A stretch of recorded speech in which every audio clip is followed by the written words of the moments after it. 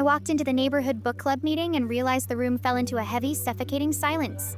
The second my foot crossed the threshold of the living room, my neighbor Diane was holding a glass of wine and looking at me with a thin, tight-lipped smile that didn't reach her eyes, while the other four women suddenly found the floor patterns very interesting. I had been part of this group for 3 years, sharing stories and coffee every Tuesday, but tonight the atmosphere felt like a courtroom where I had already been found guilty of a crime I didn't commit.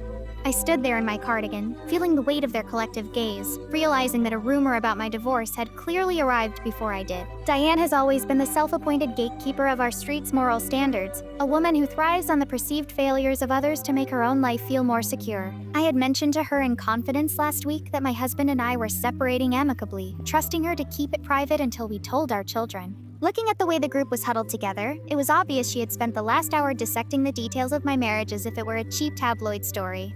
I felt a surge of hot, prickling shame in my chest that quickly turned into a cold, hard sense of clarity about who these people actually were. Is there a reason everyone stopped talking the moment I opened the door? Or did I miss the memo about the new silent reading rule, I asked, setting my book on the coffee table with a loud thud? Diane let out a forced, airy laugh and told me that they were just tired and that I was being a little sensitive today, given everything I was going through. She actually had the nerve to reach out and pat my hand with a look of fake pity that made my skin crawl with a desire to scream.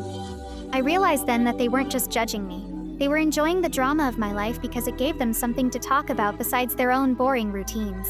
I didn't sit down and I didn't accept the glass of wine she offered me. Instead, I looked around the room and addressed each of them by name. I know Diane told you about my separation, but what she probably didn't mention is that she spent 40 minutes on my porch asking for the specific details of our bank accounts, I said. The silence shifted from judgmental to incredibly awkward as Diane's face turned a splotchy, guilty red and the others looked away in embarrassment. I told them that if our friendship was based on how much gossip I could provide, then I wasn't interested in being a member of this club or this circle anymore. I picked up my book and walked toward the door, feeling a massive sense of relief with every step I took away from that couch. Diane tried to call out to me, saying that I was overreacting and that they were just concerned about my mental state.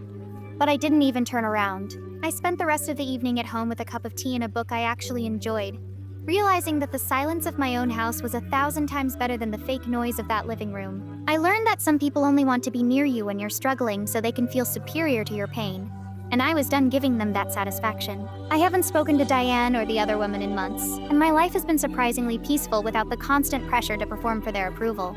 I started a new hobby group with people who actually care about the activities we do rather than the private lives of the members. My divorce was finalized last month, and while it was a difficult process, I did it on my own terms without the interference of neighborhood gossip. I learned that being judged in silence is a sign that you're living a life they can't understand, and